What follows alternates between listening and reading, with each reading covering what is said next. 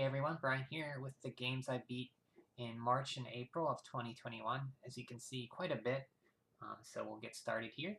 I'll start off with the 8-bit games. We got NES games here, Super Nintendo games, a Genesis game here.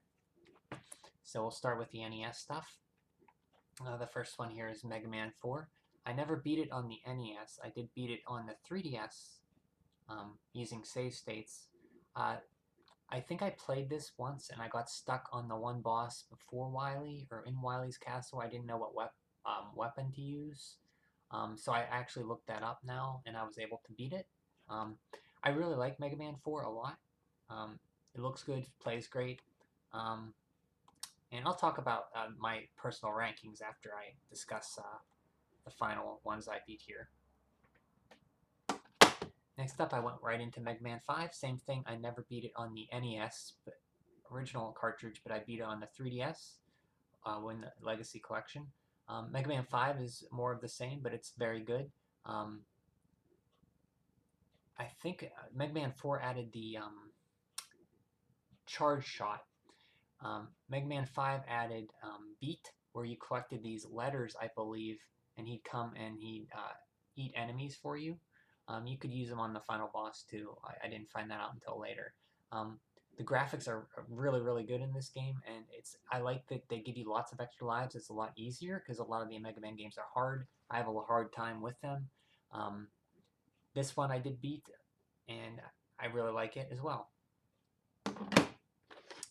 Mega Man 6, this one's great too. What I like about this is you can go back in the levels and find parts of your Rush attachment. Instead of the dog Rush, you have like a Rush power arm. You have like a Rush jet that attaches to your back. And you can find those, or you don't have to. And you also can find Beat to help you out as well. This time, I believe he's still in this game.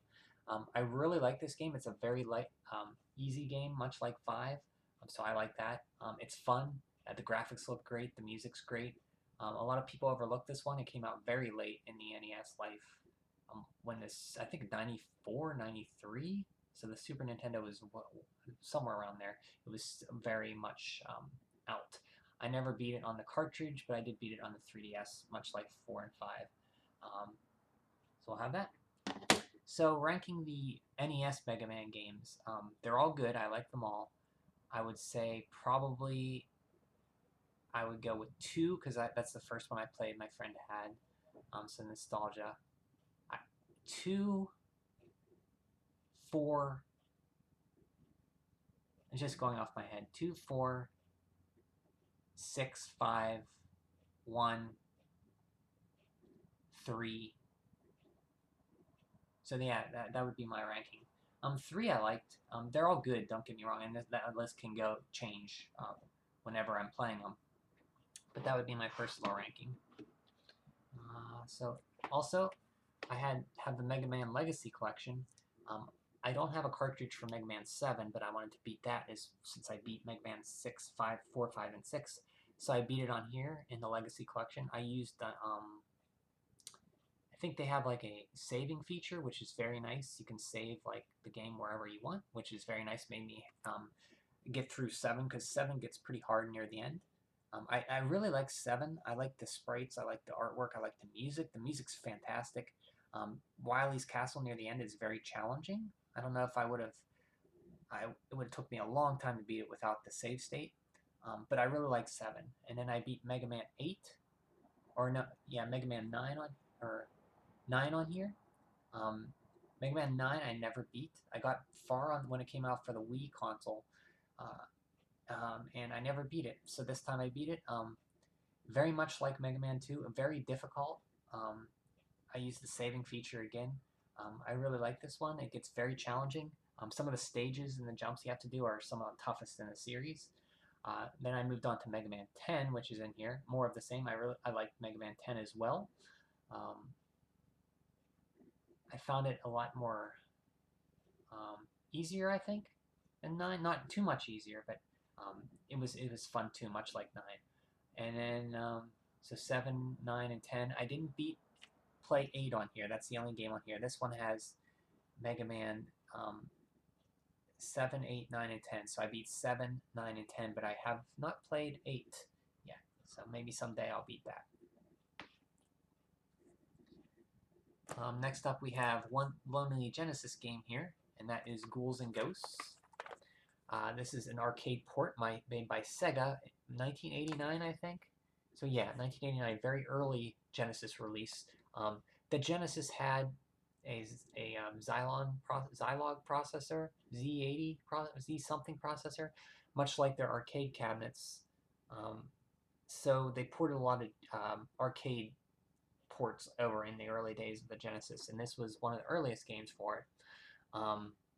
It's very fun. I was a little intimidated at first because the only one I ever played was Super Ghouls and Ghosts, and I never beat it. But I beat this on practice mode. It took me a little bit, but not as long as I thought on practice mode. I don't know the differences between practice and hard mode, or professional mode. I'm not sure, but it took me multiple tries, especially on certain stages, to get the pattern down.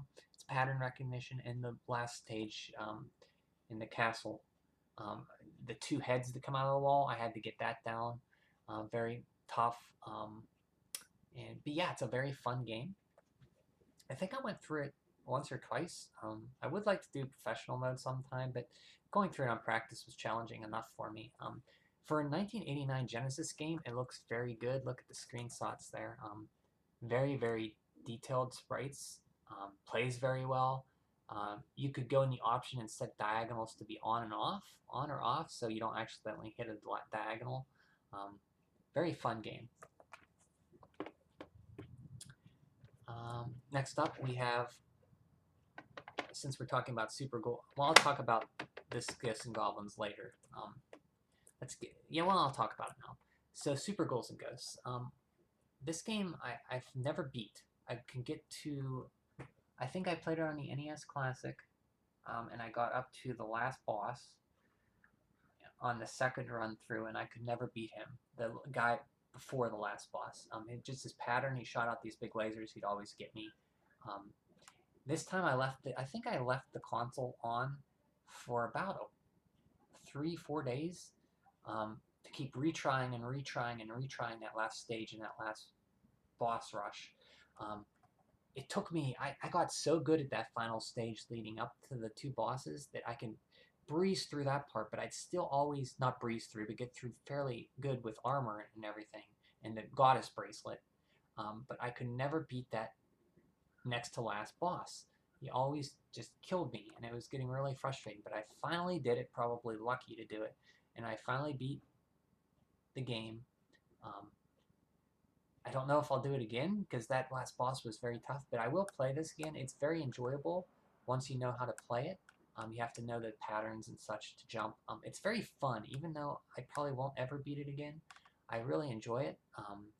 It looks great. It's a very early Capcom SNES game. Came out in the first year, I think. You see their old logo there, and it uses their old startup sound of Capcom instead of the it uses the that very early Capcom sound startup jingle. So Super Ghouls and Ghosts, I was so happy to finally beat this game because I played it back when I was a kid, and I played it on the NES Classic years later, and I thought I could beat it on there, but I finally beat it on the Super Nintendo. Had to leave my console on for about a week or a few days, but I finally beat it. So that's the Ghosts and Goblins, Ghouls and Ghosts games I beat. We'll finish up with the NES games. The Uninvited, this was a Mac Venture game released on Macintosh. They ported them, I think Kemco published them, or ported them, or Seika Kemco ported this over to the NES along with Shadowgate, Deja Vu, and this one. I think Deja Vu was first, Shadowgate second, and Uninvited third, I think. Shadowgate's a very nostalgic game for me. I had as a kid, I beat it by looking in magazines, probably Nintendo Power or Game Pro. I don't know how I beat it, but I was able to get through it. I haven't played Deja Vu. I want to play that next, but I was curious about Uninvited just because of the cover. So this one, you start off and you're in a car crash, and you see when you start, you see your steering wheel in your car and you see a mansion at a distance. You have to get out of the car before it explodes. Then you go into the mansion, find how to open the door to get in the mansion, and basically you have to find out your sister was taken, so you have to go in there and find her. And I won't say too much more other than there's a lot of jump scares, things that can kill you instantly, much like Shadowgate. You can save any time. I was afraid of losing my progress, like soft locking myself, but you can't really do that. You can't drop an important item, but you can drop, I think, items that aren't important, I believe. I'm not 100% sure, because there's certain places where you can drop an item and it says you can leave items here. I don't think you can drop your important items, but stuff that you can carry, because there's a ton of items you can get that aren't used that you can get rid of. One in particular is a ruby. I kept dying in the game. After 5 minutes, you just die automatically, and I didn't find out until I looked at a walkthrough that it was because I had a ruby. And I didn't know that, so I got rid of the ruby at a certain point where you could drop items, and I didn't die. I just thought like, okay, the house is making me get crazy, and I just die. But no, it was this ruby you have to get. So if you play this game, get rid of the ruby whenever you can, so you don't have to restart every 5 minutes. But you can save. It's very fair. There aren't too many cryptic parts in this game. There is one part near the end I had to look up. I think I had to, one or two parts I had to look up, the ruby and then one part near the end. But other than that, I got through it pretty good. It took me a few days, but very fun game, very cool looking game, very atmospheric game. And next up is Guardian Legend. This is a shooter, top-down vertical shooter, plus a exploration Zelda Metroid type game. I was surprised how much I liked this game. I remember the cover as a kid with these eyes. I didn't think this cover just stuck with me, and then I heard that it was, the reviews online saying it very good. I think Brazzle the Gamer recommended it very highly, and I was like, yeah, I haven't played that, so I got into it. And it starts very slow, like a vertical shooter's part. You beat a boss, and then you go into the planet, and then when you're on the planet, it's like a top-down Zelda game where you go and you shoot these canisters, these blocks, and they give you weapons and upgrades. So it starts out very slow. You want to explore the area. You have a map that tells you where you are, and glowing spots are parts to these area dungeons. So you want to go and get stronger by getting items. You go into these corridor dungeons, and then you fight another vertical shooter area, beat a boss, get an item, get stronger, and you do that about 10 times. They're not all, each area has 2 corridors. Only one you have to beat to get the next key to the next area, but you can beat 10 stages to beat the game or 20 stages to beat the game. You don't have to beat them all, but they help you immensely during the final area. They give you more life, they give you more ammo or more weapons, and you can power up your weapons by getting the same weapon icon up to 3 times. By the end of the game, I maxed out everything except health. I was down by 2 units of health, but that made the game much easier. The last part is the boss rush, and then you go out of the planet and you fight this last boss. It's very fun and addicting. I was intimidated. Like when I played it a little bit, I was like, oh, this is okay, but I don't want to know what to do. But you have to just play, give it like an hour, and you'll be hooked. You find stuff, the loop of getting stronger, and then the mix between shooting and the adventure parts are very fun. And I'm not very great at shooters, but by the end, I like that this isn't one shot, you're dead. It's very fair, you have a life bar. I like shooters like that. I'm not very good at just bullet hell ones. This one's very good. The last part is like a boss rush, and then you beat the last boss, and the weapons are very satisfying to use. There's different strategies you can use to beat bosses, so yeah, it's very fun to use them, and it sounds great, looks pretty good. Just a joy to play. Next up is Conquest of the Crystal Palace. This one I like, but it's good. It's not great. It's pretty good. So the main thing I don't like about this is how you switch your weapons. So when you start the game, you can pick between either 2 jewels or crystals. One gives you a full life bar instead of the normal 3/4 full. The next gives you, you can pick as attack, where you always have a fireball projectile. And the next you have is jumping, where you always jump higher. Now you can get these abilities again by going to a shop, but they're only temporary. These, if you pick them by the crystal, you can always jump higher, always have more life, or always have a fireball. I picked jumping because it's a platformer and I wanted to be able to jump higher and farther. I think that was a good choice. So it's very, very fun. It looks good. It sounds great. It's a little hard to get used to because when you jump in the air, as soon as you attack, you fall like a stone. So if you attack an enemy over a pit, you'll just drop in the pit. So you have to really get used to that. There's a lot of enemies that hit you over pits and stuff. The controls take a little bit to get used to. The stages are very tough because you have to, it's not a long game, 5 stages, but you have to hit certain enemies to make them drop items to get through certain parts easier. There's this one part where all these items, like dandelion things, are falling down. If you hit them, they'll drop a sword, which gives you a projectile for a limited amount of time. Makes it getting through a lot easier.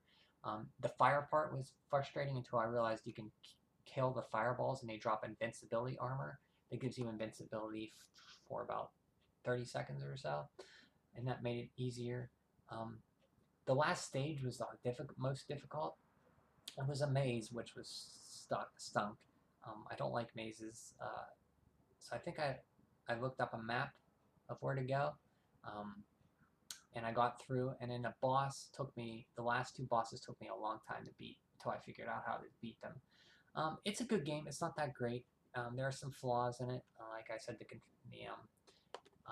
the item switching is you have to hold down and B to select your items, but it doesn't tell you, have a cursor on the item at the bottom to tell you which one you're on. So you have to just go by, okay, that's 3 over, I have to hit down and B 3 times. And it's very annoying. It's very hard to do during boss fights. You can get projectile weapons, like 3 different types, but I didn't really use those much. I just used the regular sword and I bought the normal projectile every once in a while. You get coins. When you die, there's no continues. You keep all your gold so you can buy more lives and such. So that's good. It is difficult though, but it's a fun game. Next up is another Asmik published game. This is Worm, Journey to the Center of the Earth. This is a fun game. It mixes side-scrolling and top-down shooters with some light role-playing adventure game first-person elements. It doesn't do anything particularly great, but it does everything pretty solid, and it's the fact that it's one of the more unique games on the NES that I played that make this stand out. Not a very difficult game once you learn how to do, but that's fine. Basically, you're in this vehicle called a worm. There's 6 of them. The other ones have gone missing. You're the 6th or the 5th. You have to go into the Earth and find what happened to the crew. There's like Ninja Gaiden cutscenes that show up. So you start off in a side-scrolling part with your tank, and it can morph into like a drill to drill through rock, a hovercraft to hover and shoot, and a plane to shoot. And each one has different weapons. And as you go through the story, it unlocks more weapons. So the first one's like a side-scrolling shooter. The next one's like a side-scrolling or a first-person RPG part where you see an enemy on the screen, you have a list of fight or attack or talk. So what you want to do is there's a possibility, which means it's the possibility of beating the enemy. It starts as 0. Depending on how you talk, the order you talk to your teammates, they'll give you a possibility increase, or they can take it away, or they can give you health if you get hurt. So you want to talk in the right order to fill up your possibility as fast as you can, and once your possibility is full, you can beat the boss. It's like a first-person Dragon Quest kind of thing where you kind of see the enemy, but you can use the D-pad to move to left and right to avoid his attacks. And when you attack him, it'll raise your possibility also. So you have a certain amount of times to talk to your teammates to raise your possibility, heal your life, get clues to say like attack the shoulder or something. And then the enemy will attack. You'll have to like move out of the way, and then it'll reset. You got to do that again and get your possibility up. Then you can, once your possibility is at 100, you can shoot him and beat the boss. This happens about 4 times, 4 or 5 bosses like that. Then you have a top-down shooting stage where it's like the side-scrolling ones with your worm vehicle, but in a top-down shooter. Very cool. None of the side-scrolling shooter parts are very difficult. You have a life bar, which is nice. They can drain your health if an enemy stays on you or you run out of gas. You have gas or fuel that you have to shoot enemies to refill your fuel.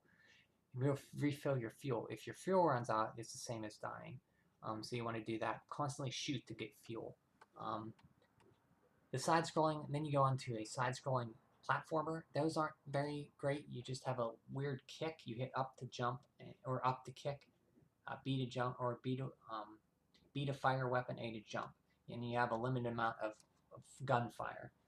Those are more maze-like, where you have to find certain keys or down teammates from the other worm vehicles, and you unlock the story more. There's like 4 or 5 crystal orbs that you collect. Once you get all of those, then you go on and you fight the last boss, and you gotta. It's another one of those first-person RPG ones, but you have to select the orbs in the right color to be able to damage the boss. So, all in all, it's a fun game. Very unique. I never played anything quite like it. Next up is Totally Rad, and this is totally okay. It's a pretty late 1991, I think, NES release. This one has a rental sticker on it at the bottom there by the Monster's Eyes. This is from... Actually, this is somebody's sticker. Joseph Trapuso. I think that's Trapusaro. In Washington, PA. So that's his game. If he watches this, that'd be funny. It looks very good. Sounds good. Basically, the story's kind of weird. I don't really understand the story. Something like your girlfriend's kidnapped, and you're a magician that helps you find her. But he gives you all these powers. He gives you the power to transform into a flying bird or eagle, which is very good. It shoots these talons out, and you can fly. Bull or something, or bear or something that attacks very close range, and he can't be hurt when he jumps, which is very good. And what's the third one? Oh, an underwater like merman, which can swim very underwater, and it's very good underwater. And then you can revert back to normal. They use MP to... You have an MP meter, which you can't refill it. So once you start a stage, you have to limit your... use strategy to transform. And you have other magic that attacks. Basically, the other magic, screen clearing attack magic. You have magic to heal your life to full, or heal your life to half. So basically, you have a limited magic bar at each stage. There's two stages per level, and there's about 5 levels. So right away, you have to, when you play this game, you want to transform, and you can transform. Know that when you transform, you can transform back by selecting the little sneaker icon. It looks like a lizard, but it's a sneaker. Transform back to your normal state. So once you're transformed, you can't use any healing items or attack magic. So you have to pick when to transform very strategically, mostly on bosses and stuff you want to transform. Not particularly hard. It took me a while. I died sometimes on the stages until I learned their layouts and the bosses. But it looks good. It's totally okay. It's not great. It's not bad. It's just okay. Next up is Batman Returns on the NES. This is a later 1991 or 92. It's a later NES game as well, based on the movie, Tim Burton, Michael Keaton movie, Batman Returns. So it's a side-scrolling beat-em-up like Turtles. It feels like Turtles. I think they probably use the same engine. So the way this works is you start out, you have 1 life. You start out with, it's like half filled, and you get scores. So the better you do, then you have, when you die, you start with more health. You get these little canisters that once you die, they refill your health again. I think you can have 2 maxima. I never got more than 2. There's health, so it's basically you go through and you fight until you want to fight as well as you can until you find health power-ups. So there's endings to this game where you go through and you have to... The best ending is if you beat it without continuing. So you want to have the lowest score possible to beat the game, which means you don't continue. And it's weird, but only then do you unlock you get the true ending. But I looked it up. It's not very great. Just some NES cutscenes in 8-bit with the movie, like Catwoman and or I'm sorry, the Penguin and Michael Keaton as Batman. Very hard. It's not very long. There's like some in the Batmobile for one section shooting, and you're on the like it's bat ski on a sewer shooting. So you have like a Batarang you can hit with select, and you get limited Batarangs. Like I think you start with 4, you can get more. I think I had 9 at one point. During the stage you can get them, and you have a bat hook, which is not used during fighting. It's used to grab in the windows to go through the levels, which are linear. And you use it on the last boss, the Penguin, to damage him when he's in the air. So it's challenging. Some of the enemy types are the most challenging ones. Until you learn how to fight them, it's very hard. It's kind of weird. You have to kind of know how to fight them to progress in the game. The last stage is a gauntlet, which just took me a long time to beat. The last boss isn't too hard, though. But that level getting up to the Penguin, you're on ice and you're constantly sliding around, and you fight a gauntlet of the toughest enemies in the game that just come at you. It took me a while. Overall, it's pretty good. I like the Turtles beat 'em ups better, but this one's pretty good as well. Next up, I just beat this today before I made this video. This is G.I. Joe: The Atlantis Factor by Kid. The Kid developed it, the same developer who did the first G.I. Joe game. Instead of Taxon publishing this one, it was Capcom who published this one. I think it came out in 1991. It's very much like the first G.I. Joe game. They have a password system on this one, and the only thing I don't like about this game is they reuse a lot of the mini-bosses, and they reuse a lot of the backgrounds, so the stages don't seem as variety as the first G.I. Joe game. I could be confused because I haven't beat that one, and it's been a year or so since I beat that one. But I do like the first one. I like this one just as much. It's very much like it. If you like the first one, you'll probably like this one. And also the continue system. So there's radios you get in the game, and the radios are your only means to refill your health if it's very low without shooting enemies and getting health units, K rations, or refill your ammo without shooting enemies and getting ammo, and revive your characters.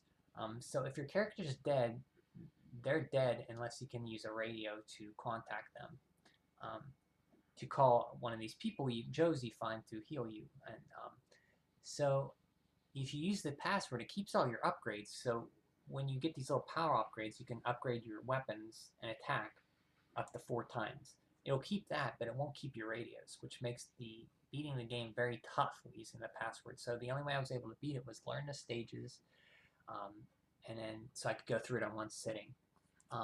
The stages aren't too bad, except for the maze-like stages, especially the one near Destro at the end is very, very difficult. So once you realize how to play it, much like the first G.I. Joe, it's very fun and addicting. I really like this game. I think it's... I'm surprised it's not talked about more, much like the first G.I. Joe. It's very fun. Kid did a great job with the 2 G.I. Joe games. And as you go through the game, you get more Joes. You start with just Hawk, and then you get Wetsuit, who can swim in water, and then you get different weapons. So you start with a punch and a gun. You can level up the gun or the punch up to 4 times. Then you get a new weapon. You get a laser rifle. You can level up to 4 times. Then you get a pulse rifle, which is like a wide beam. You can level up to 4 times. Then you get a rocket launcher, very last near the end of the game, which you can level up to 4 times. You can unlock more Joes. There's up to, I think there's, let me see here. I have the manual open here, the PDF manual. I kind of read before I played the game. I'll tell you who the Joes are you get.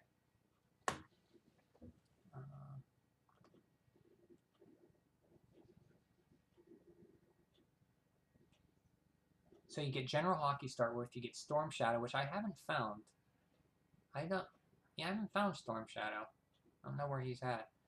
Snake Eyes, Roadblock, Duke, Wetsuit. And you also find other Joes that you captured. Spirit, which you use a radio to call him, and he restores your health bar to full.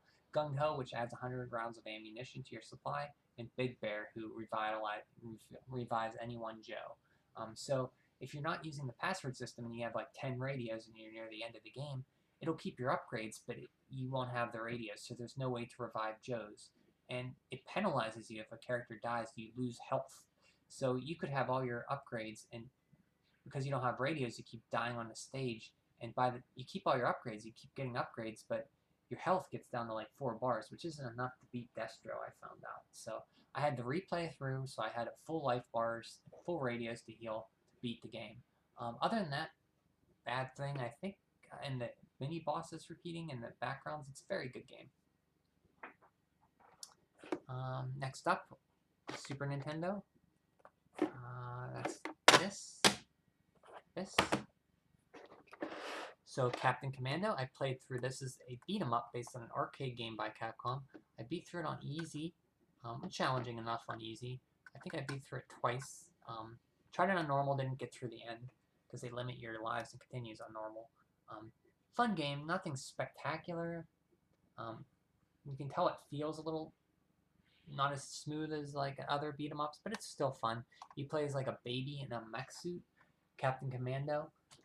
This guy with knives, Mac the Knife, and there's somebody else, I think, I forget who. Big mummy guy. No, that's Mac the Knife. It's okay, nothing great, but it's okay. This game I was surprised at, Porky Pig's Haunted Holiday, published by Acclaim. I don't know who developed it. It looks beautiful. Sounds good. Basically, Porky Pig's like has a dream. He goes in the dream world. Not too hard, but it's very fun. Controls are good. It's pretty good. I like this game. I'm surprised how good it was. Not too hard either, like I said. It's just fun. It looks great. Super Double Dragon. This is probably my favorite Double Dragon game after Double Dragon 2. I remember playing it as a kid. I never beat it until this last month. It sounds amazing, it looks good, but it's very slow to play. But it's very technical. You can grab opponents' arms and you can kick them while you have them grabbed. You have a meter that you want to use the shoulder buttons, and you hold them and it'll charge your meter, and if it's at full, you'll get super powerful and you can knock down anybody one hit and they do more damage, and then it'll revert to normal after a while. If you hold the R button or L button just a little, you can do different move combinations. So there's one that does like this back hand punch. You can do this power kick.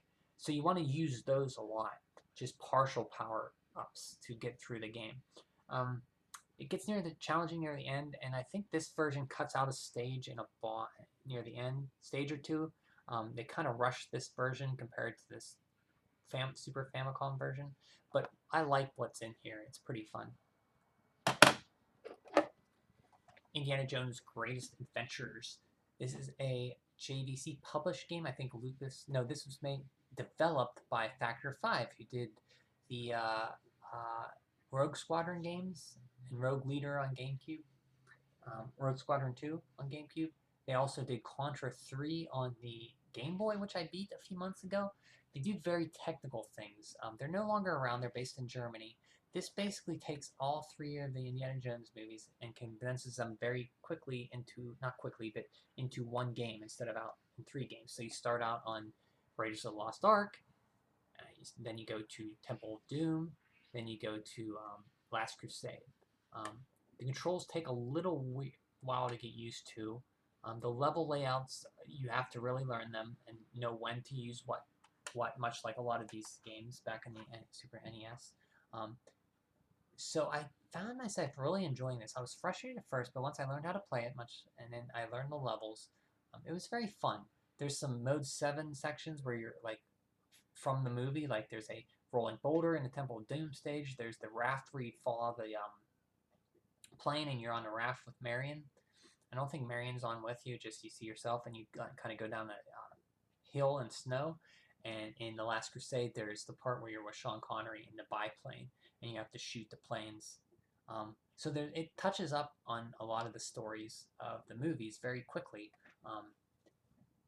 It's also there's cutscenes in 16-bit of the movie, like Sean Connery's face, and then stills of the movie. It shows them.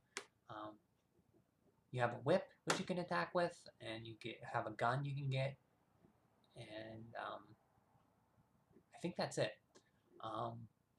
Very challenging, early on especially, but stick with it. The last stage especially is very tough, where you're in the Grail Temple, and you have to go through the whole level's nothing but traps, and you have to learn where to jump, look up above for falling objects, and you fight the last boss, which is the guy who drinks the Grail, turns into a skeleton. You actually fight that skeleton, which is kind of cool. Overall, a pretty fun game. So that is all the NES, Super Nintendo, and the Genesis stuff. Get into the next older game here. We have Rygar: The Legendary Adventures.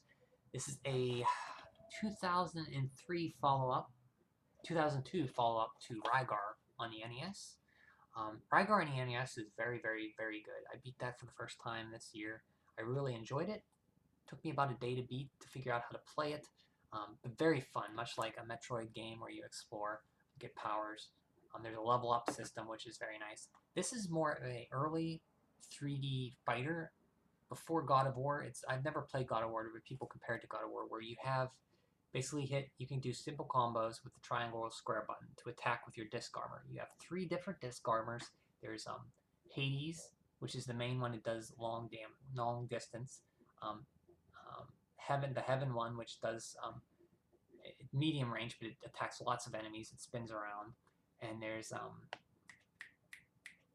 another one, I forget what it is, but it does, it's really fast. So you can control these and do combos. I just stuck with the basic combos. You go through the stages. It's like this big world. It's not too big, but you go through and you find different upgrades, or different upgraded moves to add to your combos. There's a few of those, I think 3 or 4 of those. There's also, I think you go through the stages and you can, it's nothing spectacular. It's fun enough. I do like exploring the world. I just wish there was more to it. It's very early. It kind of uses the, when you're walking through the world, you can walk into the distance and you see your guy really small, and then when you go into this next screen, you're still holding up and you'll move like towards the screen. So it doesn't reorient you very well, but it's for a very early PS2 game. It's pretty good. I always wanted to play it. Now that I played it, it's not as good. I don't like it nearly as much as the first Rygar on NES, but it's okay. I haven't beat a lot of PlayStation games, two games. This is an okay game. Next up, we'll do the handheld stuff here. This is Child of Light. This is for the PS Vita. This is the first Vita game I ever beat. This is an RPG developed by Ubisoft Montreal, I think. Basically, I think they developed another game that's real popular. I forget, but this is an RPG. It's very storybook-like. And it rhymes. The characters rhyme. But there's a big, you get multiple characters in this tale. I forget the story, but the fighting system's pretty fun.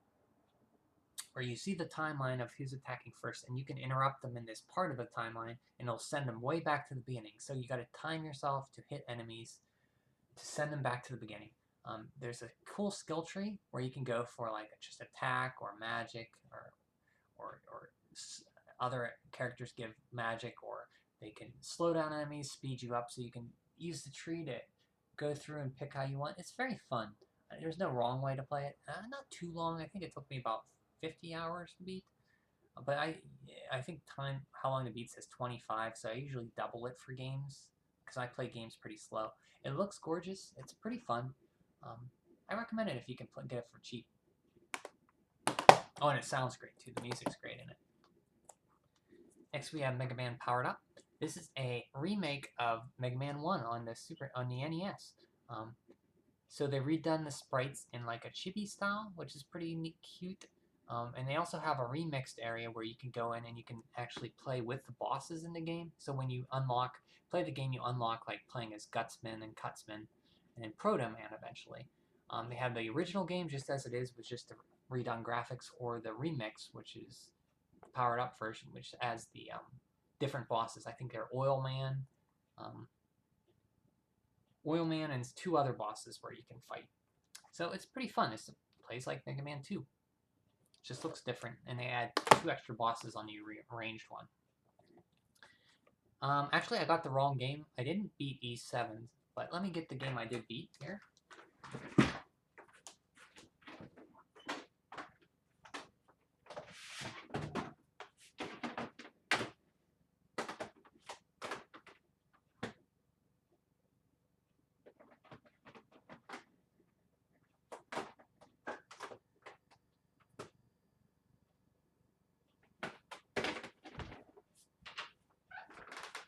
Sorry about that. This is Ys Chronicles, Ys 1 and 2 Chronicles. I beat Ys 1 on here. I also have Ys 2, which I'm going to play. I just want to put a little more distance between them. So this is a remake of Ys on the Turbo CD, I think. So it's done for the PSP. They have the original music in there or the arranged version music. I played through with the arranged or the upgraded music. Both sound pretty good. So basically, I never played an Ys game other than 3. I talked about Ys 3, Wanderers from Ys on the Super Nintendo, which was my first Ys game, so I wanted to play the first one. And I had different ways to play it. I have it on Virtual Console, but I decided to play, I haven't played many PSP stuff, so I'll play it on here. Very fun game. The combat is you have to run into an enemy. You don't swing a sword, but with a button, you have to bump into them at an angle to hit them. And depending on if you're high enough level, you'll kill them instantly or they'll damage you.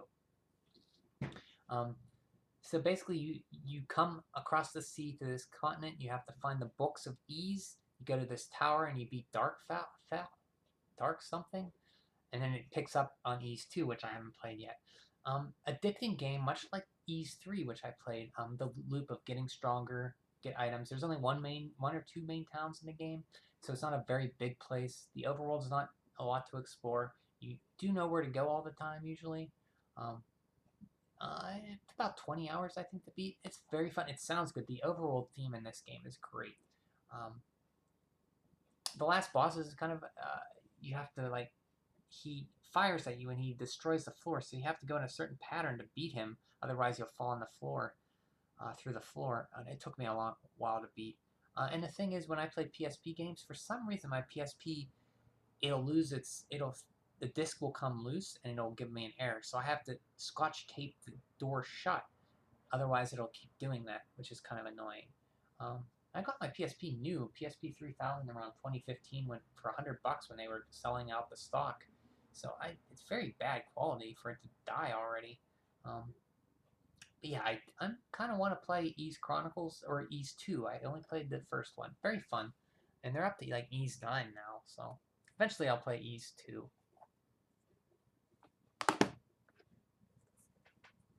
This is Mega Man. Oh yeah, and between this one and Ys 3, I like them probably both just as equal. I really like Ys 3 on the Super Nintendo too. That was the first one I played, so that might have something to do with it.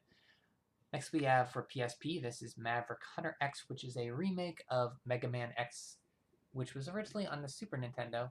This is remade in 3D polygons. It gives more of an anime story to it, with like video cutscenes.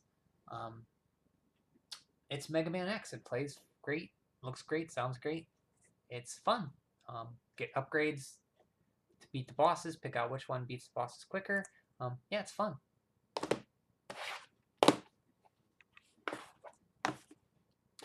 Almost there. We have a stack of games here.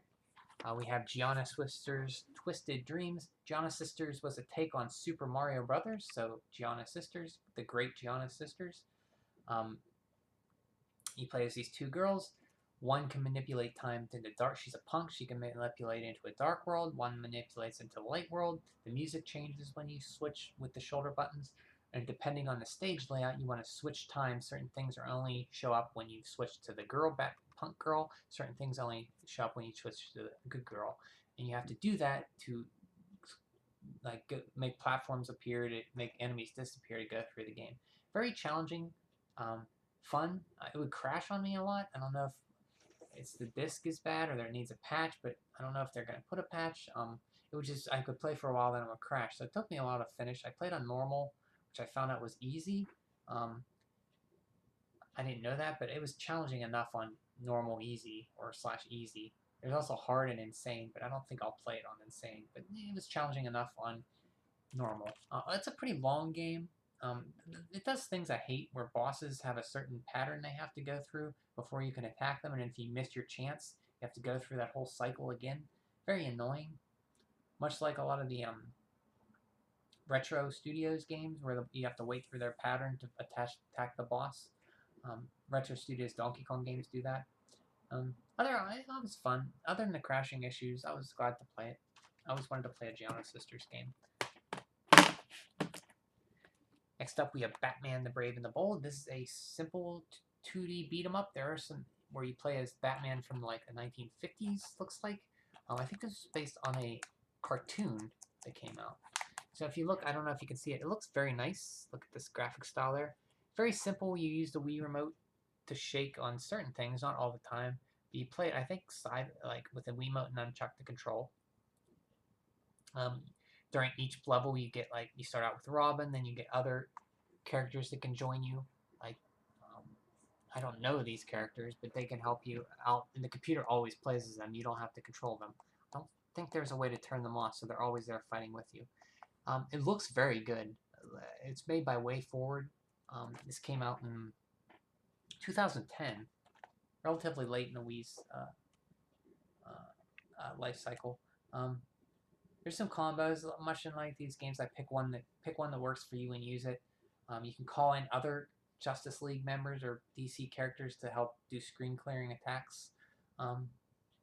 Nothing too great, but it's fun enough. Next up, we have Ghostbusters, the video game. I only saw the first Ghostbusters, and that was a few years ago, actually, so I'm not too familiar with it. The only Ghostbusters I ever saw growing up was Ghostbusters, the real Ghostbusters cartoon, so that's what I'm familiar with. Ghostbusters, I saw it. It was okay. I'm not a huge Ghostbusters fan, but the game was pretty good. I think from what I hear, it's a continuation of the movie, and so I don't know the movies too well. I only saw the first one, but taking that out of consideration as a game, it's okay. I felt like the Weaver when you fire your proton pack, it could feel more fun to use. Like there's no immediate in a beat 'em up when you punch somebody, you hear that. I wanted more like that. Like there's no sound when you hit an enemy to know you're damaging them. I wanted more of a feedback, a tactile feedback, or a satisfying sound, or something to make it really fun to use that proton pack. It just wasn't fun enough to use. There are things you can find. It's very simple, but it's fun enough. There is a version for the PS3, 360, and PC, and as well as an HD remaster, which is weird because it's in the PS3 and 360 HD. But I played the Wii version. I don't think I'll be playing the other ones. I didn't like that much, but it was fun enough. Deadly Creatures. This is a fun, unique game where you play as a tarantula and a scorpion, and you go through the desert, and you fight like snakes and spiders, other spiders and insects. So at first you start the game and you meet as a tarantula, you meet the scorpion, then you play as a scorpion, then you play as a tarantula, and you alternate back and forth. All during the time you overhear this story of these guys looking for treasure, and they're played like hillbillies, played by Billy Bob Thornton and Dennis Hopper, who actually did the voice work. You have to use a lot of motion to waggle to attack. You have to shake the remote in certain ways. So you have to do certain combinations of shaking, like so you hit like BB, shake down or up to do certain combos. So it took me a while to pick ones I liked. I would have liked it better if it was just used buttons, but very unique. And the last boss fight against the hillbilly is pretty funny. I wasn't expecting that. Not a long game. I think it took me about 12, 15 hours or so. 15 hours. Looks pretty good for the Wii. I just wish the motion controls weren't so involved. But this is an earlier Wii game. This came out in 2009, so they probably wanted to put motion controls in it. Prince of Persia, The Forgotten Sands. This is the only Prince of Persia game I ever beat, and I played the Sands of Time, but I got kind of frustrated and kind of stopped. This one I actually played through. It does something I hate, where you have to move puzzles, not sliding puzzles, but you have to move. It'll stop the game, and you have to rotate things, or levers and stuff in a certain order to open up this area. And you have to do that 4 times, and it's very annoying. I just wanted to skip that. The game was fine until it went to those parts, and I just hate those type of things. So if they weren't there, I would like this a lot more than I do. Because you can't look up on how to do it, because you just have to know how to do it. You have to just, most of the time I just randomly turn stuff until it worked. But the combat's fun. You use the Wii remote a little bit to shake, but there's a lot to attack, and you can also use button presses for attacks, I believe. Looks good. Plays a lot like Sand of Time from what I remember. I do like this one. I was able to get through this one. I should give Sands of Time a other try. I think I got stuck on a boss. I have it for Xbox. I think this is developed. There was also Forgotten Sands that came out on 360 and PS3. This is a completely different development team who did this one. It's the original Sands of Time team who did this one. The other one was done by another Ubisoft group. It has the bonus Prince of Persia game unlocked, which you can unlock right at the beginning. It's behind a waterfall, just so if you play it, don't miss it. But I haven't played that. That's a game where it's time limit. I don't think I'd like that, the original Princess Persia, that much. Next up, we have Kirby Return to Dreamland. I played a lot of Kirby games. This was one of the mainline games I never played. It's a Kirby game. Looks great. You can do these super inhale powers. When you inhale this enemy, you shake and do the super suck to suck like really big blocks, and then you suck in super glowy enemies, and it gives you a super power where a big sword that you see on the cover where you can swing, and then a huge fireball you can shoot. So yeah, it's fun. If you play Triple Deluxe or the other Kirby games, it's much the same. There's a twist at the end with the bad guy, which I didn't see coming. I should have, probably. It looks great, plays great. I haven't played this with two people. But yeah, it's a Kirby game. It's fun. Donkey Kong Country Returns. I played this on the 3DS, and I really liked it. And it's been a few years since that game came out, and then Tropical Freeze came out. I love Tropical Freeze. So I wanted to play it on the Wii. It's fun. It's just like the 3DS version, obviously, because the 3DS version is a port of this. They use motion controls to roll, so you have to wag the joystick or Wii Remote to roll, which is the only bad thing I can say about this game. Other than the ending, I didn't like the ending, but that's nitpicky with Donkey Kong, how he punches the moon. That's kind of silly, but I guess I'm being nitpicky. It plays great, looks great, sounds great. I just didn't like the waggle motion controls, but the 3DS fixes that. If you want, you use the shoulder buttons on the 3DS to control. There was just a few times I died when I waggled and it didn't register, which is annoying. But yeah, it's a fun game. Last but not least is Fragile Dreams Farewell Ruins of the Moon. This is a horror/adventure hidden item game with more storytelling about a world that's everybody's dead, so you're trying to find this girl. You're living with this old man. He dies, so you go on your own. You meet this girl. She runs away. You're trying to find her. It unlocks this whole mystery of this guy and his company who is using AI or something to put everyone to sleep or something, and then I forget what it is, but you meet the girl. She was the experiment that they hooked up to put everyone to sleep or something, and then nobody wakes up, but you have to stop him from doing it again because it happened once, and you actually follow along with different characters that talk to you and help you out. It's a bit emotional during the story. The combat's not great. It's just single button hits. You go through and you find items to heal yourself, and you can rest at campfires to save your game. Nothing too spectacular. I think it's more moody, and I think it took me about 15-20 hours to beat. I don't think I'll play through it again anytime soon. I would say this is an experience to play. If you can play it, give it a shot. You might like it more than I did. I liked it, but I wasn't blown away with it. So yeah, that is everything I beat for March and April of 2021. Quite a lot. So I want to thank you for sticking with me for another long video. I hope you're having a great 2021 as we move into May, and weather's getting nicer as we speak. It's very nice out here right now, so maybe I'll take a walk or something to get outside a little bit. So everyone, I'll see you in a few months, and take care.